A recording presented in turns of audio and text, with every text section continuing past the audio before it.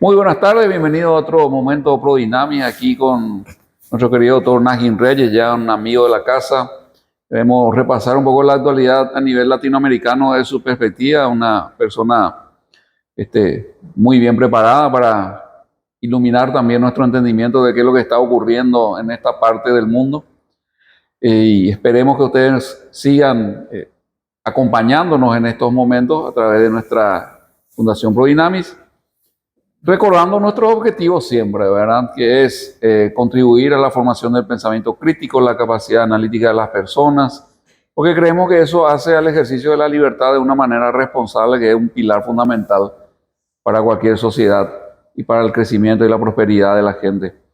Les damos entonces una vez más nuestra cordial bienvenida. Doctor, gracias por tu tiempo. Gracias a usted, bienvenido Blanco, a nuestro programa una vez más.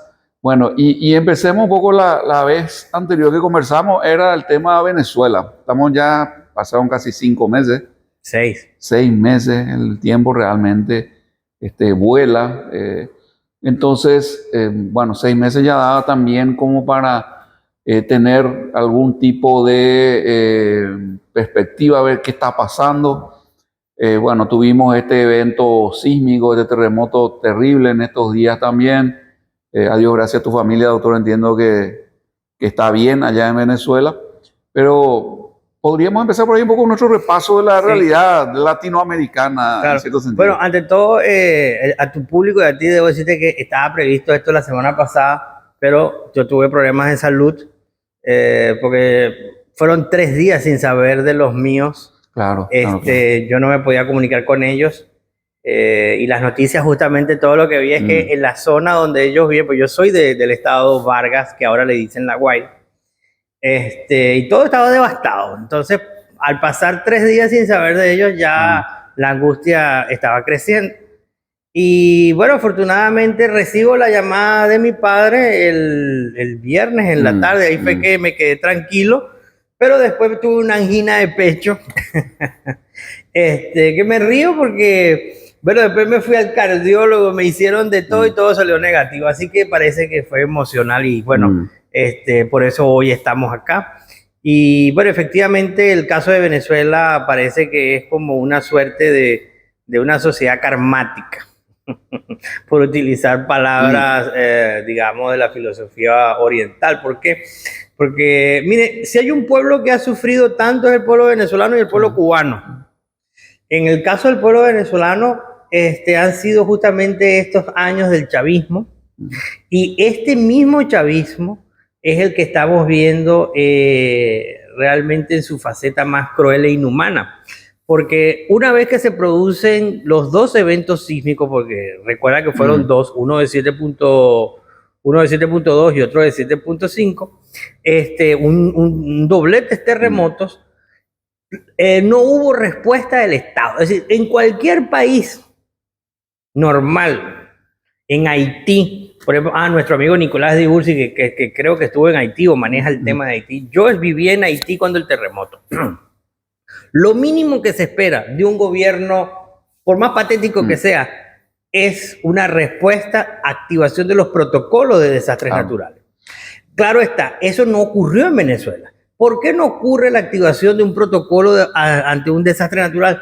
Bueno, porque los órganos de seguridad, téngase por entendido, en el caso de Venezuela, protección civil, bomberos, están sin camiones, no hay personal, no hay equipos, y del otro lado te encuentras la Fuerza Armada Nacional que yo me acuerdo que en los planes de formación de la National Defense University, la doctrina era que las Fuerzas Armadas tenían que participar en el apoyo de operaciones ante desastres naturales. Claro. No vimos a la Fuerza Armada Nacional venezolana tampoco activando ningún tipo de protocolo. Es decir, que dejaron a la gente abandonada a su suerte. Lo único que hizo el gobierno de facto de Delcy Rodríguez, que yo tengo que decirlo una y otra vez, Delcy Rodríguez es un gobierno de facto porque ella viene de una elección que se robó Nicolás Maduro. Se produce la extracción de Nicolás y ella asciende a presidente supuestamente encargada. Y Para complementar más esto, Delcy Rodríguez, supuestamente el mamarracho Tribunal Supremo Electoral le dice que ante la vacancia temporal de Nicolás Maduro, le dieron 180 días para que ejerciera el gobierno, 90 primero y 90 después. Ese periodo ya feneció. Ya feneció. Entonces, fíjate que estamos ante una ausencia total de Estado de Derecho. Tenemos una élite criminal, que es lo que he denominado yo en mis últimos artículos yo publico en el Faro, y en ese diario yo señalé justamente que Venezuela en este momento está siendo gobernado por un triunvirato criminal. Baeje triunvirato. A ver si me salió bien. Sí. Pero el triunvirato es justamente porque es Delcy Rodríguez, que es la presidente de facto, Jorge Rodríguez, que es su hermano, es el presidente del órgano legislativo, y el capo mayor, el poder tras el poder, es Diosdado Cabello. Entonces, entre ellos tres son los que administran, ¿verdad?, el Estado venezolano.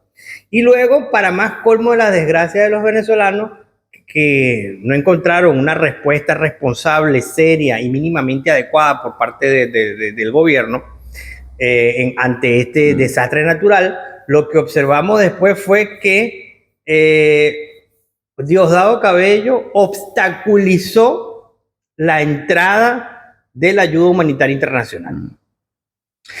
Tampoco permitieron que los venezolanos de ciudades aledañas al estado Vargas fueran a ayudar a sus propios compatriotas para remover escombros y sacar a los que se podían sacar. Bloquearon los accesos al estado Vargas. ¿Y con qué razonamiento? Bueno, yo personalmente, en un principio supuestamente era para organizar. Ese fue el argumento que ellos dieron. Imagínate, inventaron una, como dicen los españoles, una gilipollez, que había que pedir un permiso. Eso es típico de los comunistas. O sea, imagínate tú, sí. En una emergencia, ellos inventaron que había que pedir un permiso para ir a ayudar. Para ir a ayudar, entonces tenías que hacer una enorme cola en un lugar en Venezuela que se llama el Poliedro de Caracas, y ahí estaban unos militares haciendo unas listas. Entonces te daban un supuesto código QR, pero las computadoras no funcionaban. Es decir, eso fue un caos total. Que dicho sea de paso, ese caos todavía continúa, y ya te voy a decir por qué. Muchas de las personas que han sido rescatadas y han sido llevadas a centros de salud, después están desaparecidas. Sus familiares no los encuentran. La información que yo tengo en este momento, que es lo voy a decir sinceramente. Yo esta mañana lloré, porque me enteré de algunos videos que personas inescrupulosas ante este tipo de eventos, enfermos sexuales, bajan a la zona cero, buscan niños y se los llevan. Pero también del otro lado tengo que decirlo, que niños rescatados por las fuerzas de seguridad venezolanas, que las han montado, porque tengo el video inclusive, que al niño lo tomaron y lo sacaron entre los escombros, lo metieron en una patrulla de la Policía Nacional Bolivariana. El niño no está en ningún lado y su mamá lo está buscando. Entonces lo que estamos viendo es que los menores de 10 años, que los está tomando la misma policía, se los está llevando a otros lugares que no sabemos, y esos niños después desaparecen. Mire, hay que ser muy franco, ¿no? El régimen venezolano es especialista en operaciones del crimen organizado transnacional, y estos niños muy probablemente estarán siendo vendidos. Según Agustín Laje, dijo que los estaban vendiendo en una página web. Eso lo escuché hoy, hace un momento, un podcast que creo que tiene Agustín Laje, y dijo que los estaban vendiendo en una página web. Por cierto, ya me siento viejo, porque ya yo tengo encima, ya yo estoy cercano a cumplir medio cupón, como decimos en Venezuela. Medio cupón es 50 años. Entonces, mira, ya viví la tragedia de Vargas de 1999, que fue un desastre natural que se inundó todo el estado, y hubo un importante nivel de destrucción del estado. Eso fue en 1999, yo tenía 20 años. Luego me tocó vivir el terremoto de Puerto Príncipe, donde yo trabajé en Puerto Príncipe, y pasaba esto, que los niñitos en la escuela que estaban en los refugios, tú los contabas en la mañana y cuando ibas allá al desayuno al siguiente día me faltaban 2 o 3 niños. Eso era normal. Eso pasó muchísimo en Puerto Príncipe, inclusive dijo Agustín Laje que estaba involucrado de Clinton Foundation en esta situación. Yo de eso no tengo evidencia y no voy a hablar al respecto. Pero lo importante es que la denuncia quiero aprovechar tu espacio, que es un espacio por la libertad y por la defensa de la ciudadanía, es que en Venezuela en este momento, sobre todo en el estado Vargas, se está produciendo la desaparición de menores de edad y muy probablemente con fines inescrupulosos. Tremendo realmente. Y bueno, estos son consecuencias de, vamos a decir, la total disgregación de todo el tejido social que este régimen dejó en Venezuela. No, bueno, es que el chavismo ha significado la anarquía absoluta y convirtió al Estado modelo de la democracia hispanoamericana, la convirtió en un Estado fallido. Mira, yo me acuerdo, yo antes de venirme a Paraguay, yo di una conferencia en la Universidad Central de Venezuela, era un congreso de ciencia social, y yo dije, Venezuela va rumbo a convertirse en un Haití, y me pitaron, se burlaron de mí, te estoy hablando en el año 2000, esa fue una de mis últimas conferencias, creo que fue eso en el 2012, y me dijeron que yo estaba delirando. Además, me acuerdo que los que estaban presentes me pitaron, ¿verdad? Aquí no dice pitaron, me abuchearon. Sí. Mira, yo quisiera que me hubiera equivocado, pero desgraciadamente no fue así. Venezuela no solamente es un estado fallido, sino lo que llaman también un estado forajido, porque justamente al tener un andamiaje dentro de la estructura gubernamental que se dedica al desarrollo o a algún tipo de apoyo logístico en operaciones del crimen organizado transnacional, como es el tráfico de estupefacientes y ahora el tráfico de niños, ¿verdad? Obviamente se convierte en un estado forajido. Y otra cosa también, vimos las imágenes, yo no sé si tú las viste, Blas, Diosdado Cabello, el elemento más fuerte del triunvirato es Diosdado Cabello, porque él es el que controla las fuerzas de seguridad. Por eso es que él es el hombre duro allí.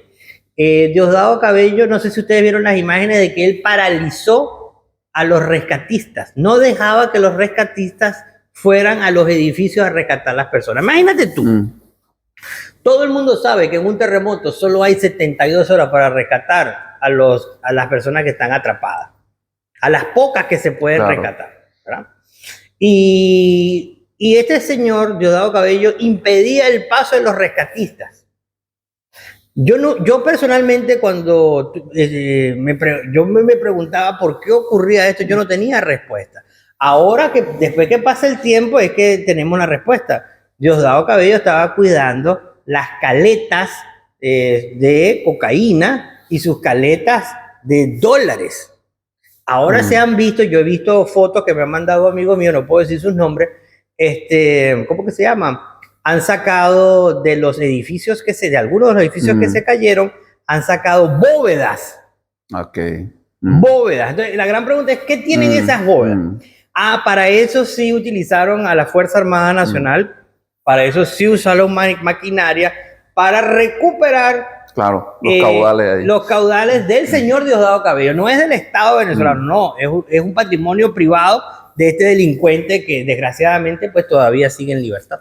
¿Y cómo sigue el proceso? Ahora está en un limbo legal, ¿verdad? Porque hasta sus 180 días de interinado. Ahora es más evidente el limbo legal, porque siempre ha habido limbo legal, ¿verdad? Esta figura de presidenta, ¿cómo encargada, existe en la Constitución? No, eso es una mamarrachada jurídica que inventó el Tribunal Supremo de Justicia. Para evitar convocatoria de elecciones. Claro, porque lo que dice la Constitución es que a los 30 días tenía que declararse la vacancia del presidente de la República. Y quien tenía que asumir, en todo caso, vamos a suponer que es Delcy Rodríguez, ¿verdad? Está bien, pero en 30 días se tenía que ratificar la vacancia absoluta de Estamos hablando de 60 días en total. No, 30 días. 30 días. Desde que se lo llevaron el 3 de enero, ese mismo día tenía que declararse, ¿verdad?, que el presidente no estaba. Y ahí empieza a ahí computarse. corrían los 30 días. Pasados esos 30 días, había que convocar elecciones y quien debía asumir la presidencia de la República era el presidente de la Asamblea Nacional, que en este caso es el hermano de la señora Delcy Rodríguez. Esto no ocurrió. No ocurrió nada de eso. Nada de esto ocurrió. Entonces, fíjate que entonces inventaron la mamarrachada. Fíjate que el Tribunal Supremo de Justicia dijo que no se podía declarar la vacancia absoluta del presidente porque el presidente estaba preso. No, pero no, es que es un chiste. Porque imagínate tú que eso está en el documento, en la sentencia, que no se puede porque fue sustraído por una potencia extranjera. Y es que ellos todavía piensan que Nicolás Maduro va a regresar. Imposible que vaya a regresar, ¿verdad? Y bueno, lamentablemente todo esto ha ocurrido, hay que decirlo, Blas, porque esto es un espacio para que hablemos con honestidad. Claro. Todo esto ha ocurrido porque la Casa Blanca así lo ha permitido.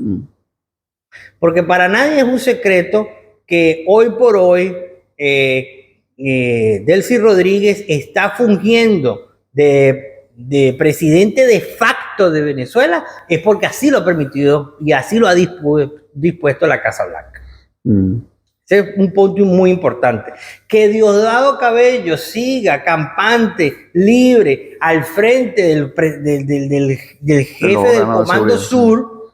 El jefe del Comando Sur se encuentra con Diosdado Cabello, habla, el encargado de negocio de la Embajada de Estados Unidos en Venezuela le agarra el bracito a Diosdado Cabello.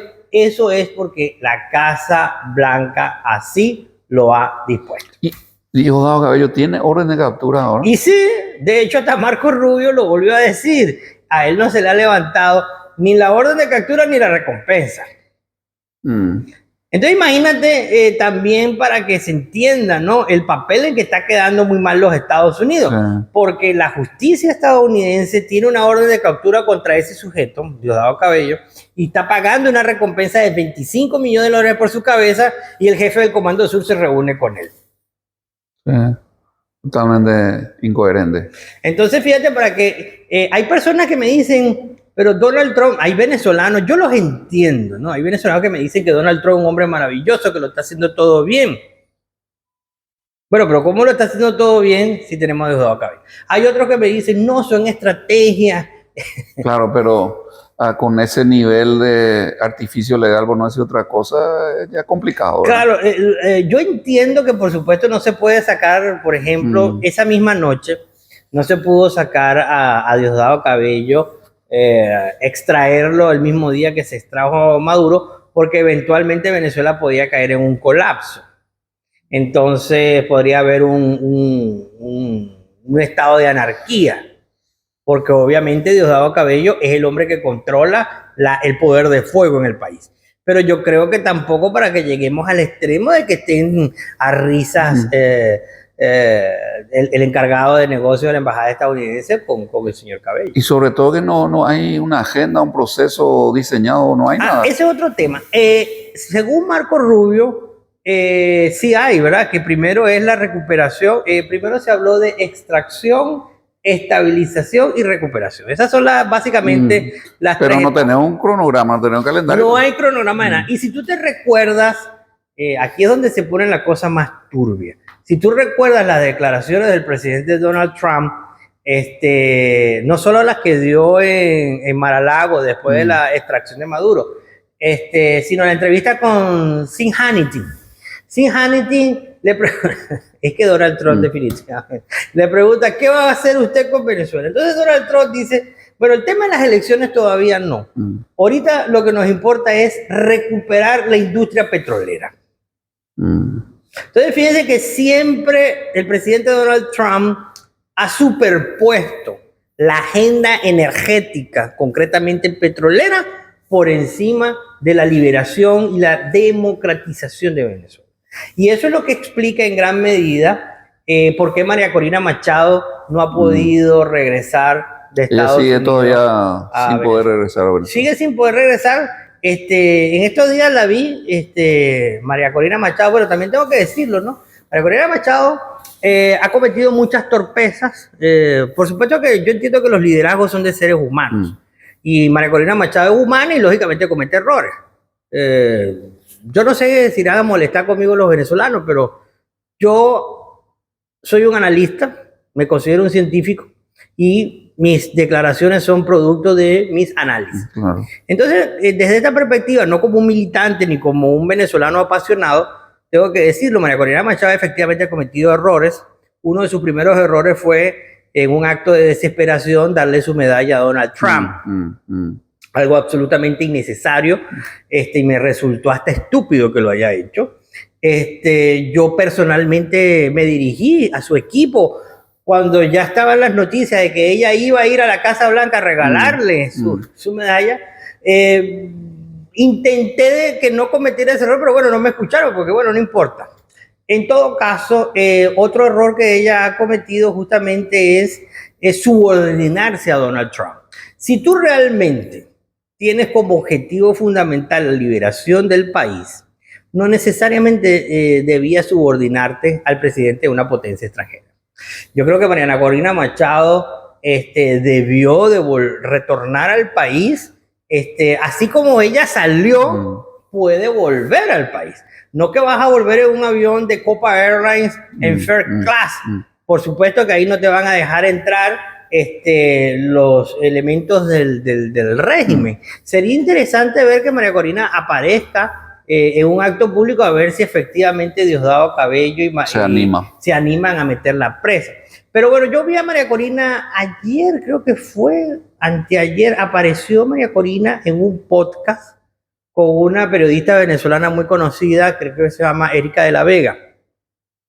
María Corina está igualito que el viejito Edmundo González. Siempre dicen, pronto vamos a volver, ¿verdad? Y mira ya el periodo de tiempo en que vamos. María Corina dijo textualmente que una madre, no dijo de dónde, pero una madre de las zonas donde ocurrió el desastre, cuyos hijos habían muerto en el terremoto, la madre le pidió vía telefónica que María Corina regresara a Venezuela para que ella estuviera al lado de ella.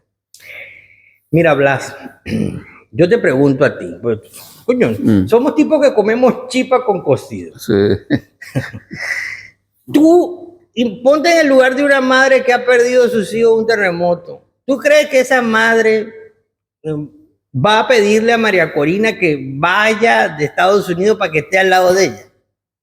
¿Es creíble? No. Entonces, mira, lo que estamos viendo o es un nivel de, voy a decirlo en los términos muy duros tal vez, o estamos viendo un nivel de estupidización del pensamiento de la dirigencia política venezolana, o estamos viendo una hiperdemagogización.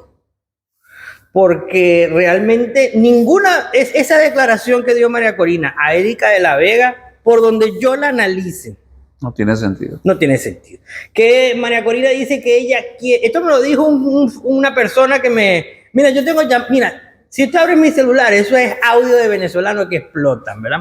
Que hasta mi médico me dijo que tenía que me dijo, no vea más noticias. Yo le dije, doctor, pues el tipo me preguntó, ¿de qué trabaja usted? Mire, doctor, yo no vea más noticias, me dijo. Yo no puedo dejar de ver noticias porque yo es parte de mi vida permanente, ¿no? Y bueno, a mí me dicen, por ejemplo, que hubo venezolanos que organizaron colectas de alimentos y de medicamentos en el Doral, en Miami, ¿verdad? En Miami-Dade también.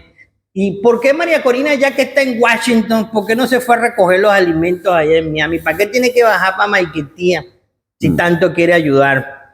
Entonces, esos son ejemplos, ¿verdad? De que estamos observando, yo diría, enormes grietas en el liderazgo venezolano, sobre todo de María Corina Machado. Yo creo que es una falta de seriedad, no tiene norte, su equipo creo que no le está ayudando adecuadamente. Y lo que, en conclusión, hay un enorme divorcio, hay un océano que separa a María Corina Machado de la Casa Blanca. Qué compleja la situación en Venezuela. Realmente no vemos claridad en cómo va a ir decantando esto.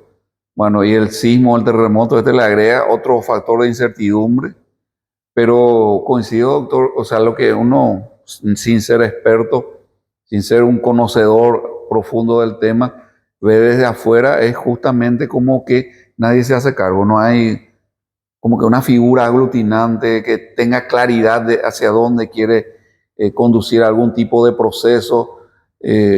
Y esto que me contás de que a lo mejor vuelve porque una madre se lo pidió, siendo que en el momento de que eventualmente tendría que hacerse cargo un poco del proceso electoral, incluso, ¿verdad?, dentro del país, como para conducir a una regularización de toda la sociedad. Pues bien, no tenemos agenda, no tenemos cronograma, no tenemos una hoja de ruta definida, y bueno, eso hace muy complejo todo tipo de análisis que uno pueda hacer. En el segundo bloque seguimos comentando un poco la realidad latinoamericana en otros países también de la región, donde se han producido novedades en lo político bastante interesantes también.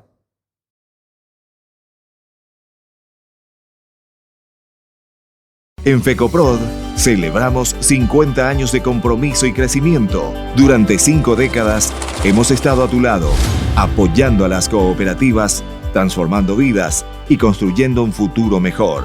Desarrollamos proyectos que generan oportunidades. Promovemos la solidaridad y fomentamos el trabajo en equipo. Juntos hemos sembrado sueños y cosechado logros. FECOPROD, 50 años desarrollando juntos un país.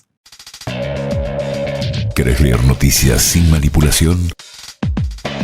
Entonces visita www.informatpi.com. www.informatpi.com. Un diario de frente con la verdad. Desde 1844, 7 principios sentaron las bases para la formación de miles de cooperativas en todo el mundo. En Paraguay, la primera organización cooperativa apareció en 1941. Hoy en día esos principios cooperativos toman una forma, una identidad. Desde la Concopar, tomamos la iniciativa de crear un símbolo que represente al espíritu cooperativo. Una identidad cooperativa.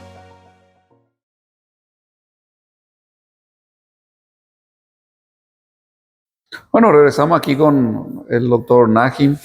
Y bueno, al final, doctor, en Venezuela, si no viene un outsider total, complicado, porque con los actores que están y así, con esta aparente falta de idea, falta de claridad, por un lado, gente atornillada al poder, que lo que creo trata de dilatar, ¿verdad?, lo más que pueda.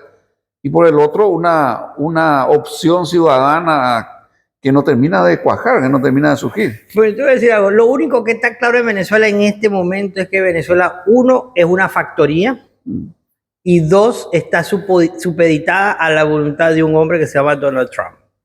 Así de compleja está la cosa. Bajando un poco, no sé si bajando, pero Colombia también pasó por proceso electoral en estos meses. Lo mismo que Perú. Fin de año viene Brasil, las elecciones en Brasil. ¿Cómo ves vos, doctor, la transición o el proceso que se da en Colombia, donde ahí sí tenemos una especie de outsider también, ¿verdad?, con Abelardo? La verdad, como puedo confesarlo hasta cándidamente, en las primeras veces que empecé a escuchar del señor Abelardo fue ya en este último tramo de la campaña. No tenía idea de quién era. Creo que eso un poco es la constante hacia afuera. Entonces, empecemos tal vez, vos podrías darnos algún tipo de perfil, semblanza. ¿Qué podemos esperar de un Abelardo de la Espriella cuando asuma? Bueno, voy a hacer como el presidente Donald Trump, voy a ser modesto. Si hubieras leído mis artículos en Infórmate Pi o en El Faro, ahí ibas a ver de que este negrito hace un año ya yo estaba diciendo, y en mis posts en Next ya yo estaba diciendo que el tipo llegaba. que Abelardo de la Espriella iba a ser el candidato y que iba a ser presidente de Colombia. Lo dije yo. Inclusive tengo amigos colombianos con los que yo estuve conversando y ellos en su momento me decían que Abelardo no iba a llegar porque era un tipo muy elitista, que era un tipo que no tenía conexión con el pueblo. Y Abelardo primero tuvo una gran ayuda, que fue el desastroso gobierno del izquierdista, bueno, del guerrillero. Gustavito. Claro. ¿Cómo que se llama este señor? El señor Gustavo Petro. De hecho, yo conocí la gestión de Gustavo Petro cuando él era intendente de Bogotá y yo trabajaba en la Pontificia Universidad Javeriana de Bogotá.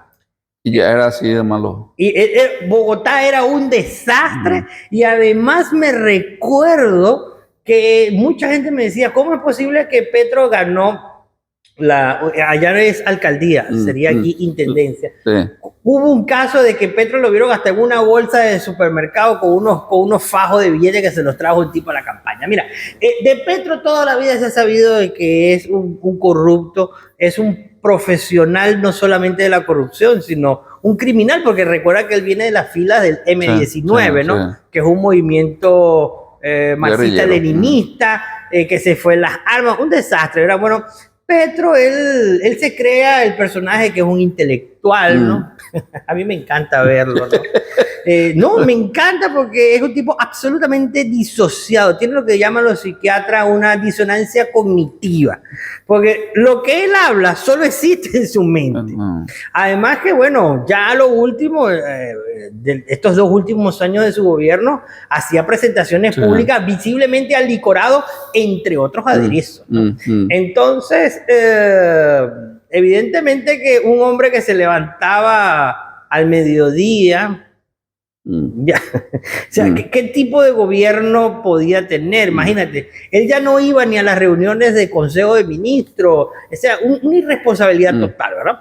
Bueno, este sujeto es digamos, el que le da... Que colaboró bastante. Colaboró muchísimo con una candidatura de Abelardo de la Espriella, que Abelardo de la Espriella sale con un discurso muy... Mira, yo te voy a decir la verdad, Abelardo salió con un discurso muy de los 80.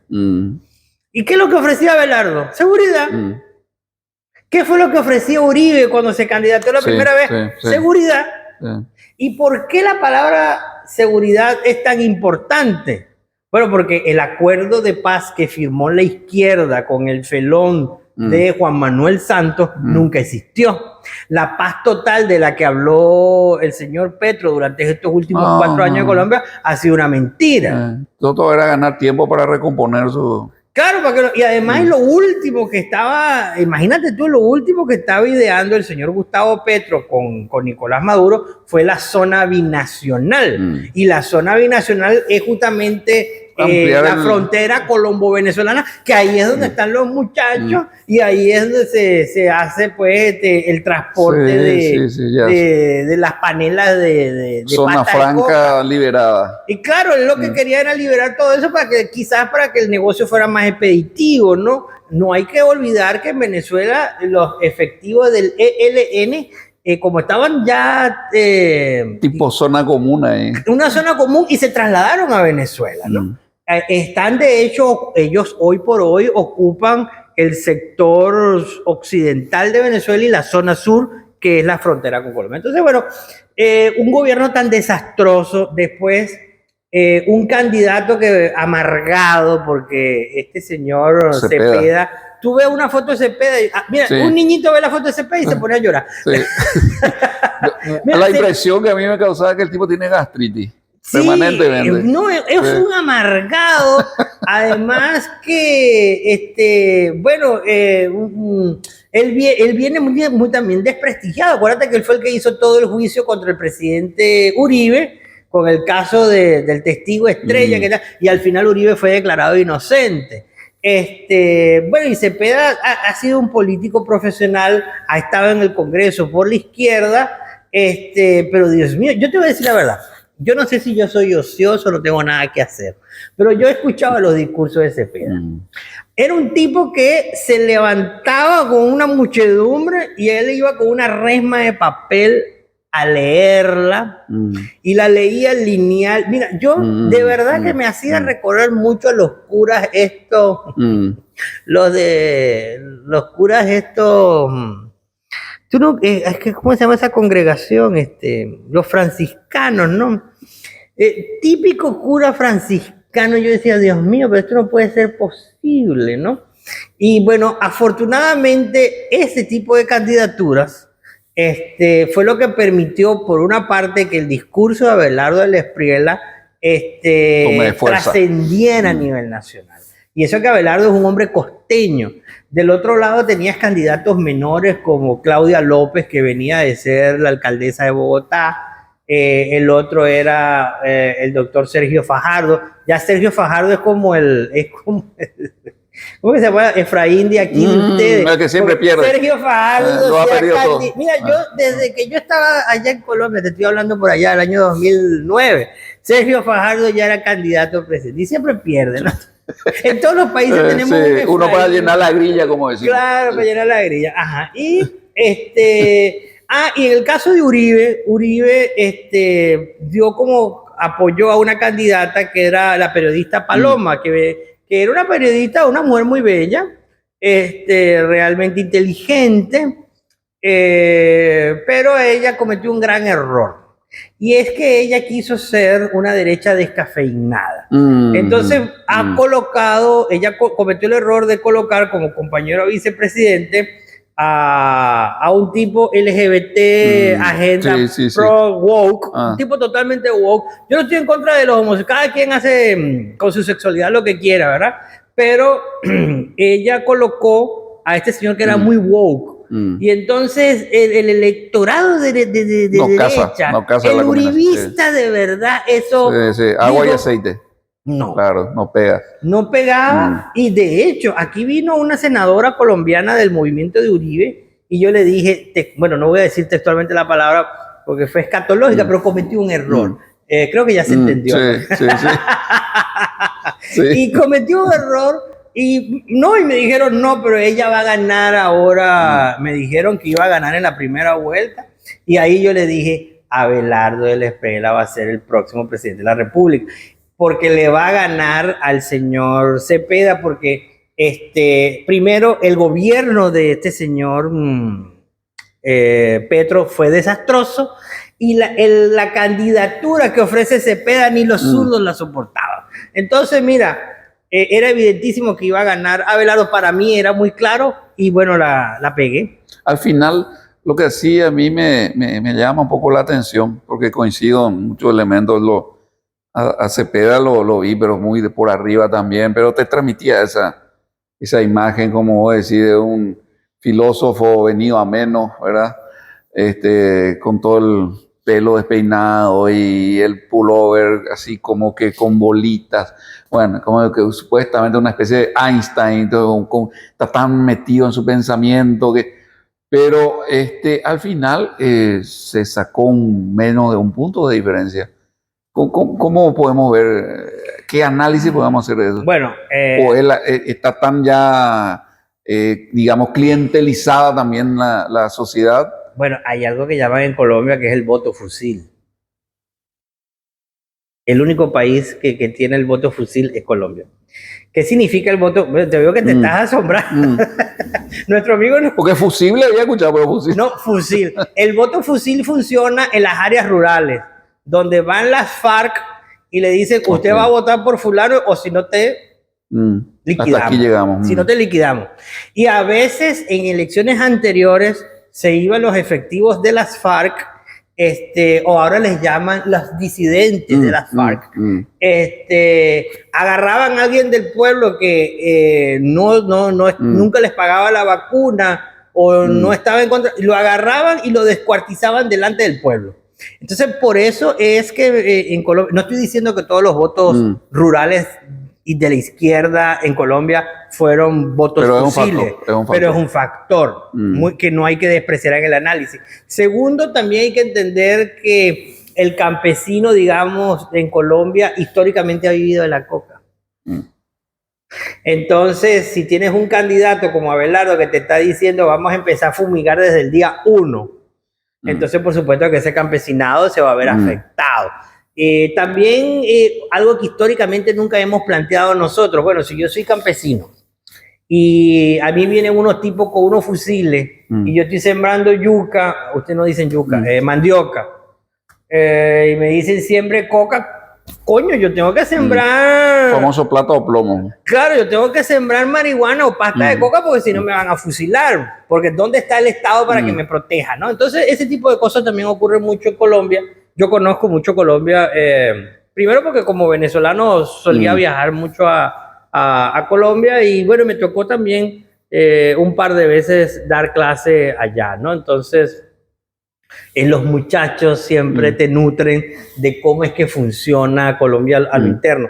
Y sí, sobre todo también en Colombia hay un sentimiento muy anti-Uribe que se generó en los sectores más jóvenes de la población, de los votantes de 18 a 25 años, son muy anti-Uribe.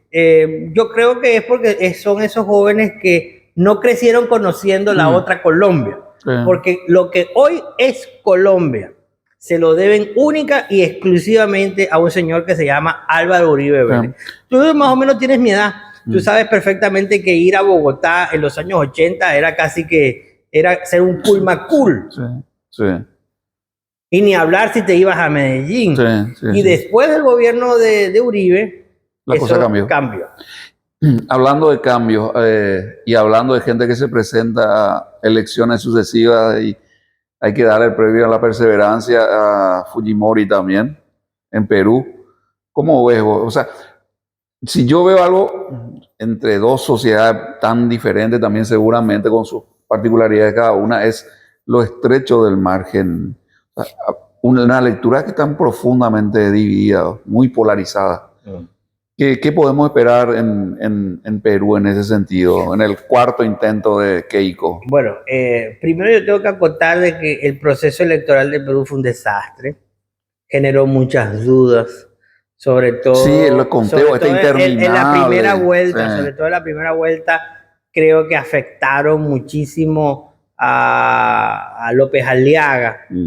De hecho, creo que hubo fraude antes, durante y después y terminó. Sí, porque al final, haciendo sumas muy simples, aritméticamente hablando de lo que el Aliaga, al final el que era el de la izquierda le sacó 1 o 2 puntos normal al tal Aliaga. Con todas las trampas que le hicieron. Con todo lo que... Y te digo más.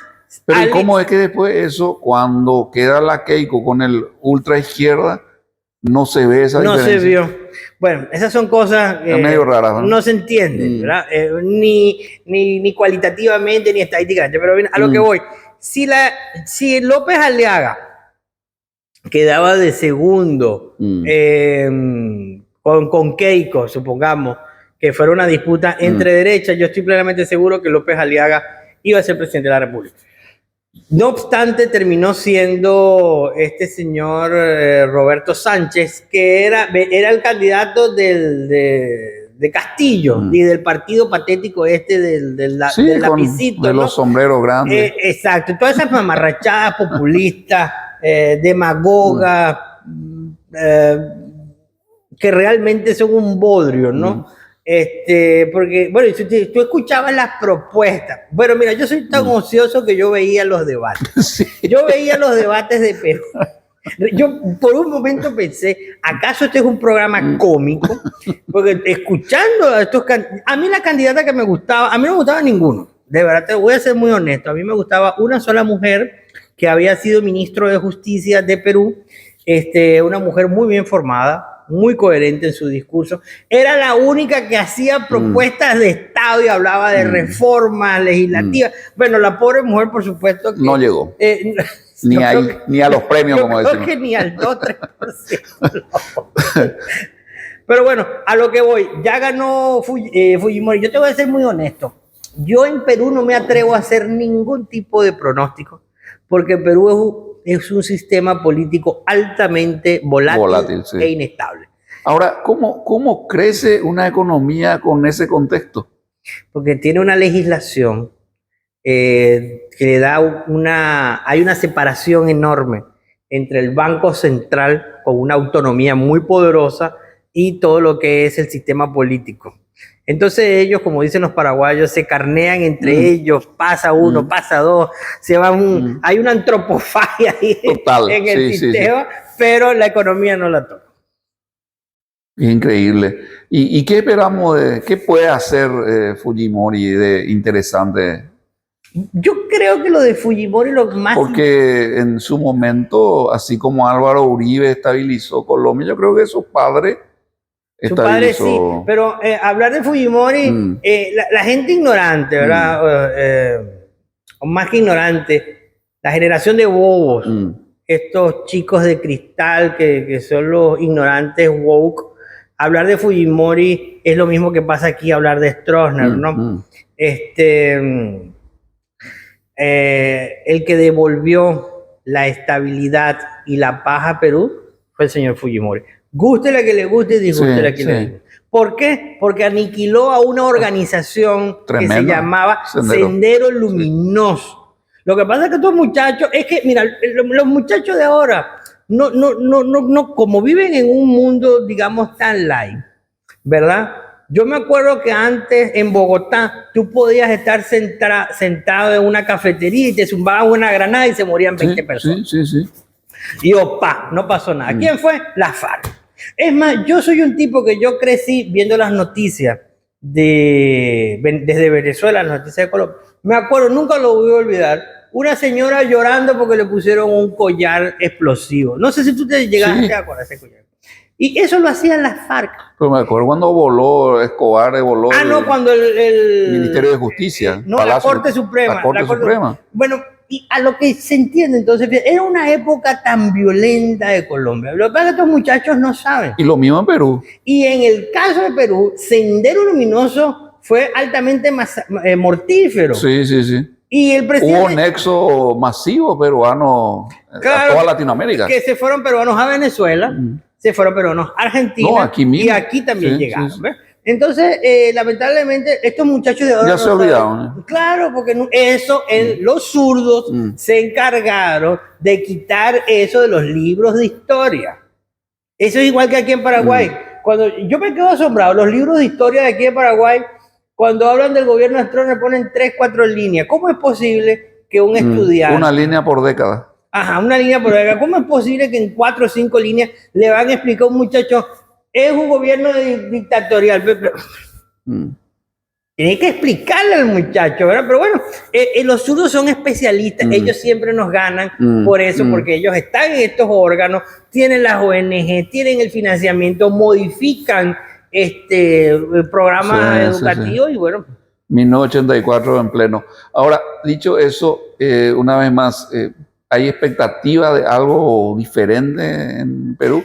Lo que te iba a decir, yo creo que en el caso de Perú, el elemento fundamental, ella habló inclusive de que iba a tratar de gobernar, digamos, con un objetivo también de seguridad. Fíjate bien, estamos volviendo a lo mismo que Abelardo de la Espriella, lo mismo que incluso en Gustavo Chile. Noboa, lo mismo, y mezcló el tema de los migrantes, dijo que iba a expulsar a los venezolanos. Ahí yo creo que quizás hay se ha satanizado la presencia de los venezolanos o de los inmigrantes ilegales de Perú, porque yo creo que expulsando a los venezolanos Perú no va a quedar sin problemas. Pero bueno, creo que se ha satanizado un poco el tema de los venezolanos, sin desmedro de que muchos venezolanos han ido allí a cometer delitos, ¿no? Y que la criminalidad se elevó. Por eso es que Fujimori dice eso.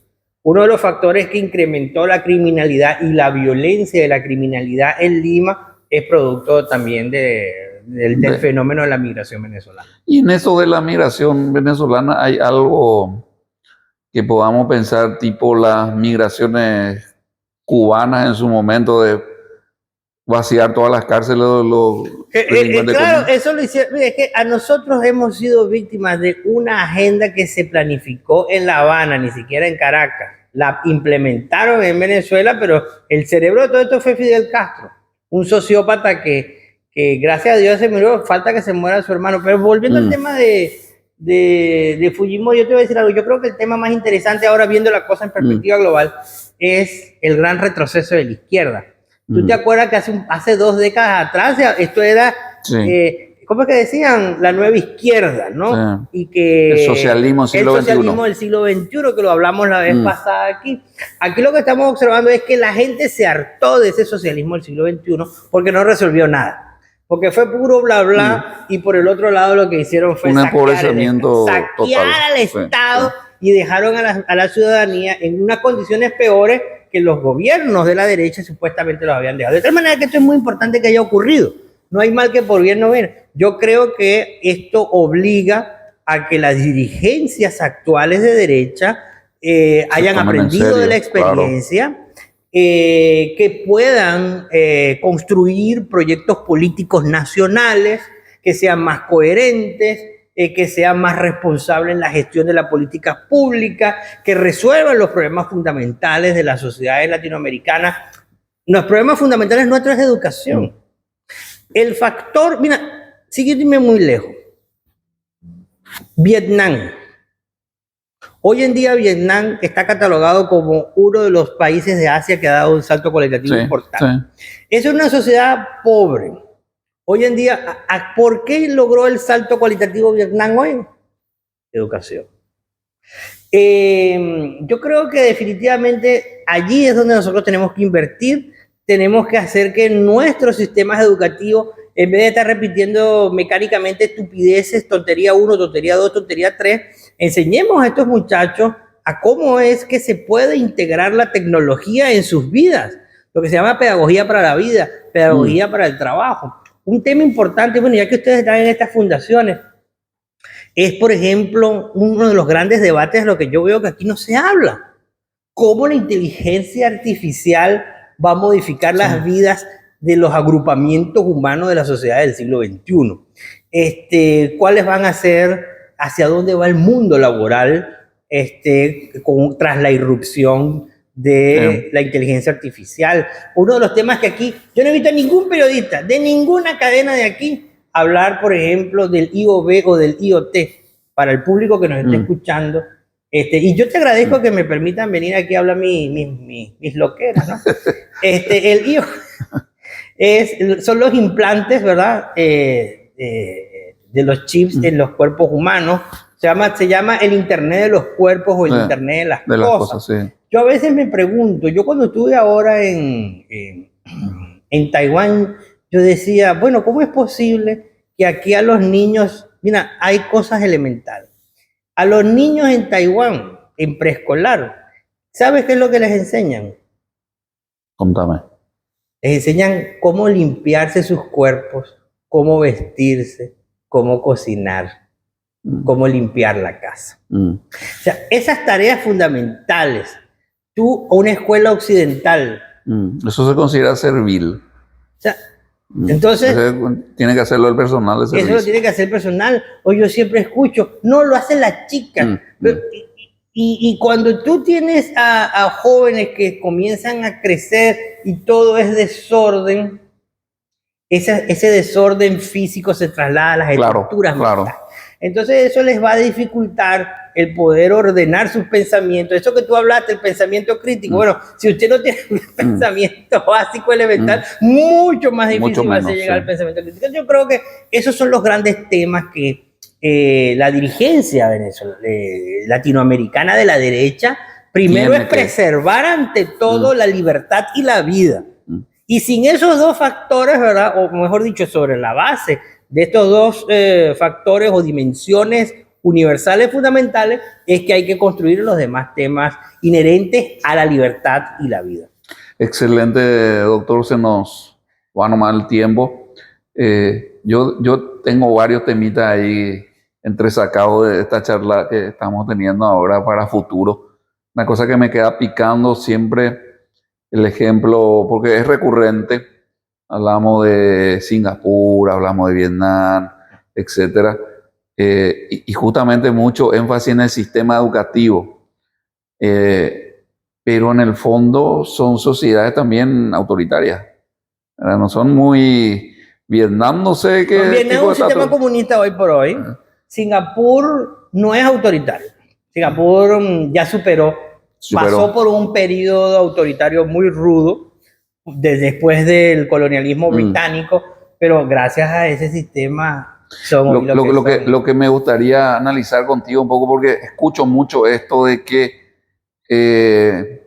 la democracia lo que genera, por un lado, desorden, anarquía, etcétera, y por otro lado también escuché mucho esto de que una educación así de este corte o una sociedad autoritaria como Vietnam o como China roja, si se quiere, China comunista, como que tiene ventaja en relación a los sistemas democráticos. Por eso vamos a dejarlo un poco para otro momento, el tema muy, muy interesante para debatirlo también, porque pues, a mí me queda un poco la duda de si el ser humano solamente también es una expresión de lo económico, o sea, del bienestar material, pero si le falta eso que vos decías, la libertad. Me queda en duda si esa es una sociedad que independientemente que pueda tener a lo mejor un cierto periodo de bienestar material, puede ser pensada o calificada como una sociedad realmente desde este punto de vista positiva para sus ciudadanos, o al final quién recibe el beneficio de ese crecimiento, etcétera. Pero esto vamos a dejar para otro momento Prodinamia aquí con el doctor Najim. Le adelanto estos temitas para seguirlos analizando. Y bueno, quedó mucho en el tintero como siempre, la realidad que estamos viviendo ahora tan dinámica y tan transformante en cortos intervalos de tiempo también nos obliga a mantenernos permanentemente actualizados. Así que vamos a seguir contando contigo, doctor, para estos momentos. Y a ustedes les agradezco también el que nos hayan acompañado una vez más en esta nueva edición de Momento Pro Dinamis.